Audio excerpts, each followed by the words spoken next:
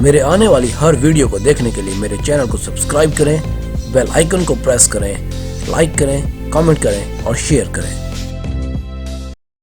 ناظرین، میری آج کی ویڈیو کا ٹاپک ہے ہسٹری آف پاکستان پارٹ 1۔ ناظرین، میں یہ ویڈیو دیر سے اپلوڈ کرنے کی وجہ سے آپ سے معذرت خواہ ہوں۔ مجھے بہت سے میسیجز موصول ہو رہے تھے کہ نئی ویڈیو کیوں نہیں آ رہی۔ دراصل اس ویڈیو کو بنانے میں خاصی محنت درکار تھی۔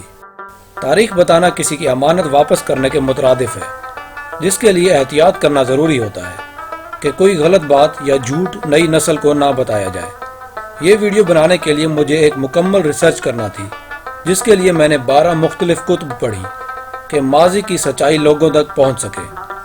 مستقبل میں اگر ویڈیو اپلوڈ کرنے میں دیر ہو جائے تو سمجھ جائیے گا کہ میں آپ کے لیے ویڈیو بنانے میں مصروف ہوں۔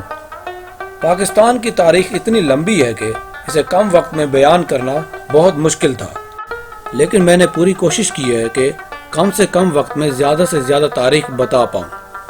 تو چلیے تاریخ پہ روشنی ڈالتے ہیں۔ کچھ لوگوں کا خیال ہے کہ بر صغیر پاک و ہند میں سن 712 عیسوی میں محمد بن قاسم کے حملے کے بعد اسلام پھیلا، لیکن محمد بن قاسم کے آنے سے پہلے ہی بر صغیر میں اسلام آ چکا تھا۔ سن 629 عیسوی میں انڈیا کی ریاست کیرالہ میں ملک دینار نے چیرمن جمعہ مسجد کی تعمیر کروائی اور اسلام نے بر صغیر میں اپنی باقاعدہ بنیاد رکھی۔ تو چلیے ہم محمد بن قاسم کے بر صغیر میں قدم رکھنے سے پہلے کے احوال پہ روشنی ڈالتے ہیں کہ سن 712 سے پہلے بر صغیر کی کیا صورتحال تھی۔ بر صغیر کے آخری عظیم ہندو بادشاہ ہارشیہ وردھن کے بعد اس کی سلطنت کئی ٹکڑوں میں تقسیم ہو چکی تھی۔ ملک میں کوئی مرکزی حکومت نہیں تھی جو کہ ریاستوں پہ یکجا حکومت کرے۔ بر صغیر شمالی اور جنوبی ریاستوں میں تقسیم تھا۔ افغانستان بھی بر صغیر انڈو پاک کا حصہ تھا اور 9ویں صدی کے آخر تک اس کا حصہ رہا۔ 7ویں صدی عیسوی میں کشمیر کورکوٹ ڈائنسٹی تلے آزاد مملکت بن چکا تھا۔ نیپال، آسام، کنوج، بنگال، مالوا اور سندھ، یہ سب بر صغیر میں آزاد ریاستیں تھیں۔ مجموعی طور پر لوگوں کی معاشی حالت بہت عمدہ تھی۔ عوام کا عام ذریعہ معاش زراعت تھا۔ بنگال اور گجرات کپاس اور کپڑے کی مصنوعات بنانے اور ان کی برآمدات کے لیے مشہور تھا۔ اگر مذاہب کا جائزہ لیں تو بر صغیر میں مسلمانوں کی تعداد بالکل کم تھی۔ وہاں 3 بڑے مذاہب بدھ مت، جین مت اور ہندو مت کا راج تھا۔ جین مت کو ماننے والوں کی تعداد ہندو مت سے قدرے کم تھی اور بدھ مت کو ماننے والے بھی تیزی سے کم ہو رہے تھے۔ زیادہ تر حکمران ہندو تھے جو کہ اپنے مذاہب کو بڑھانے کے لیے کوششوں میں لگے رہتے تھے۔ برہمن بڑے عہدوں پہ فائز تھے جو اپنے ذاتی فائدے کے لیے لوگوں کو جہالت کے اندھیروں میں رکھنے کے قائل تھے۔ زیادہ تر لوگ سبزیاں کھاتے تھے اور خاوند کے مرنے کے بعد بیوی کو ستی کرنے کی رسم بھی عام تھی۔ بر صغیر میں سکول، کالج اور یونیورسٹیاں تو قائم تھیں، لیکن وہاں عام عوام میں سے سب کو داخلہ نہیں ملتا تھا۔ بر صغیر میں اہم ترین ریاست سندھ کی تھی، جس کا دارالحکومت اروڑ تھا، اور ساسی رائے اس کا حکمران جس کی کوئی اولاد نہ تھی۔ ساسی رائے کی وفات کے بعد اس کی رانی سونن دیوی نے ساسی رائے کے منسٹر چچ بن سلائج سے شادی کر لی اور اس طرح چچ بن سلائج سندھ کا حکمران بن گیا۔ راجہ چچ کے رانی سونن دیوی سے 2 بیٹے اور 1 بیٹی پیدا ہوئی۔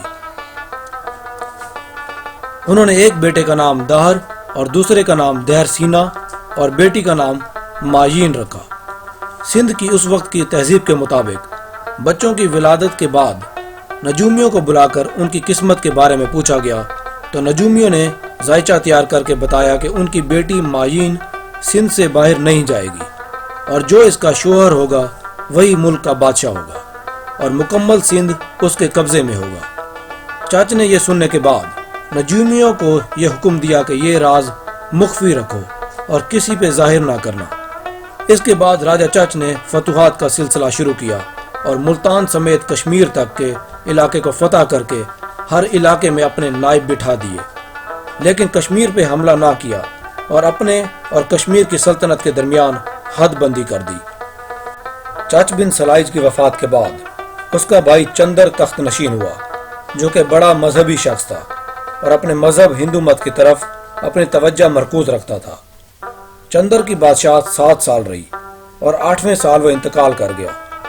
چندر کے انتقال کے بعد داہر بن چچ اروڑ کے تخت پہ بیٹھا اور اس کا بھائی داہر سینا بن چچ برہمن باد کا حکمران بنا اور اس کی بہن ماین اس کے ساتھ رہنے لگی۔ کچھ عرصے بعد رمل کے راجہ سونن رائے بھاٹیا نے دہر سینا سے اس کی بہن ماین کا ہاتھ مانگا۔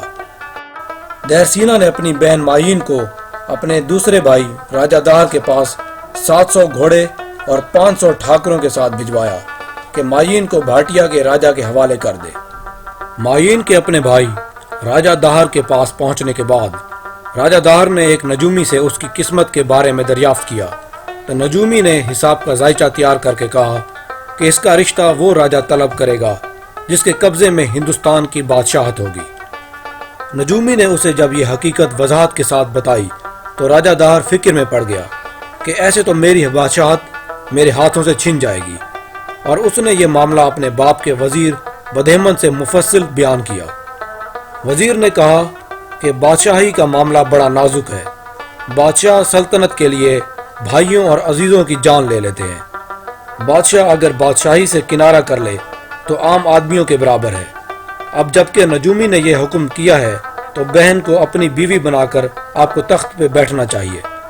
اس واقعے سے یہ ظاہر ہوتا ہے کہ اسلام سے پہلے برصغیر میں کتنی جہالت تھی کہ وہ نجومیوں اور وزیروں کی باتوں میں آ کر کبھی سے کبھی کام بھی کر گزرتے تھے۔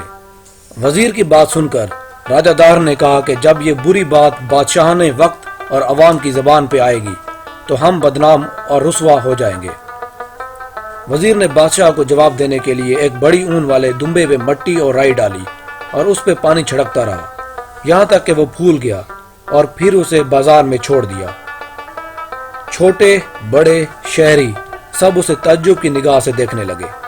3 دن مسلسل گھومنے کے بعد لوگوں نے اسے اپنی توجہ ہٹا دی۔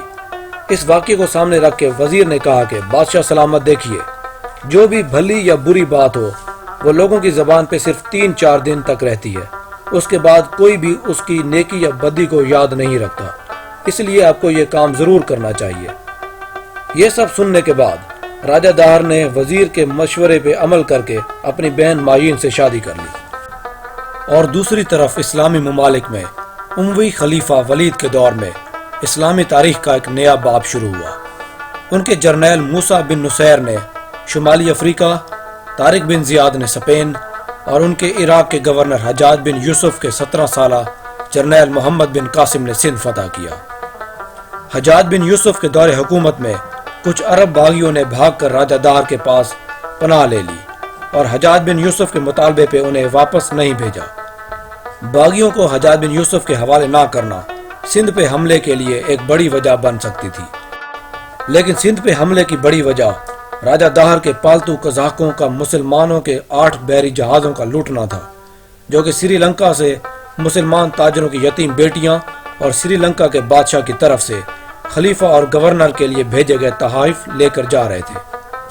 حجاج بن یوسف نے راجہ داہر کو خط لکھا کہ مسلمان تاجروں کی یتیم بیٹیوں کو رہا کر کے تحائف کے بحری جہاز واپس بھیجے جائیں، لیکن راجہ داہر نے یہ کہہ کے انکار کر دیا کہ بحری قزاق اس کی سلطنت سے باہر ہیں، جن پہ اس کا کوئی حکم نہیں چلتا۔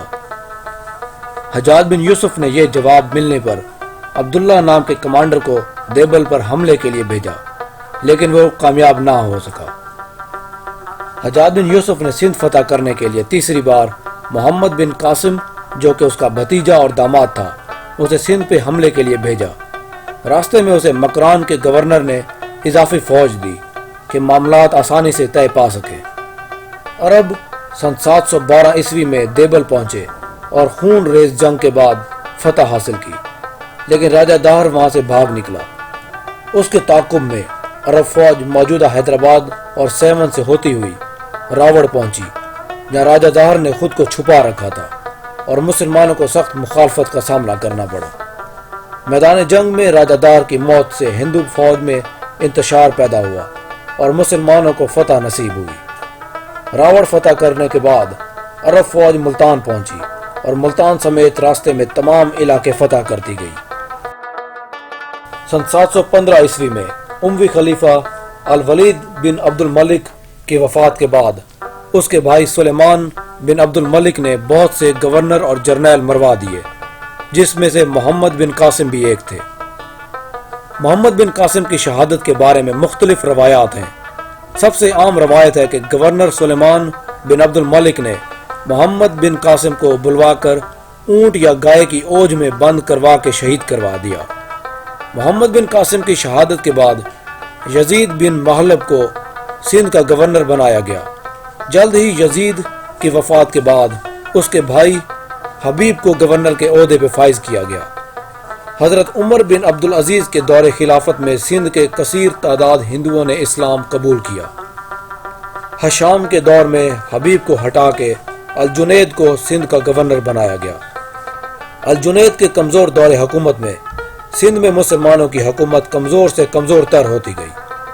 خلیفہ الوقت نے بھی سندھ پہ توجہ دینا چھوڑ دی۔ عرب سلطنت کو بڑھانے کی بجائے برے صغیر سے توجہ ہٹانے لگے اور سندھ اور ملتان چھوٹی ریاستوں میں تقسیم ہونے لگا۔ زیادہ تر عربی سپاہیوں نے سندھ میں ڈیرے جما کے سندھی عورتوں سے شادیاں کر لی۔ 9ویں صدی عیسوی میں سندھ مکمل طور پر خلافت سے جدا ہو گیا۔ اموی دور خلافت کے بعد عباسی دور کی شروعات ہوئی۔ عباسی دور خلافت کے شروع کے چند خلیفہ نہایت سمجھدار، باہمت اور پرجوش تھے، لیکن بعد کے خلفاء میں یہ خصوصیات نہیں تھی۔ وہ کمزور حکمران ثابت ہوئے۔ انہوں نے اپنے حفاظت کے لیے ترک سپاہی رکھے جو جلد اتنے مضبوط ہو گئے کہ خلیفہ کو ان کی کہی ہوئی تقریباً ہر بات ماننی پڑتی۔ دور دراز کے گورنر اپنی مرضی سے آزادانہ حکومت کرنے لگے۔ اسپین اور مصر بالکل ان کے ہاتھ سے نکل گیا۔ ناظرین، محمد بن قاسم کے بعد کی تاریخ کا احوال جاننے کے لیے اس سیریز کا سیکنڈ پارٹ دیکھیے۔ ویڈیو دیکھنے کا شکریہ۔ اگر ویڈیو پسند آئی ہے تو اسے لائک کریں، شیئر کریں اور چینل کو سبسکرائب کریں۔